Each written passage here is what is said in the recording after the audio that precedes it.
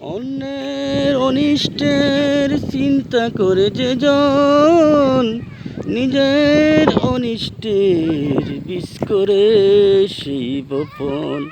লোভ, হিংসা, অহংকার, বড়াই মানুষকে সবচেয়ে বেশি ক্ষতি করে বন্ধু, মানুষকে সবচেয়ে বেশি ক্ষতি করে। পরের জিনিসের প্রতি লোভ করিও না, লোভ করিও না। পরকে তুমি হিংসা করিও না, হিংসা করিও না। কাউকে তুমি খারাপ বুদ্ধি দিও না। তোমার এমন খারাপ বুদ্ধির কারণে হয়তো সে বুঝে নাই তার পুরো পরিবারটা ধ্বংস হয়ে গেল, ধ্বংস হয়ে গেল।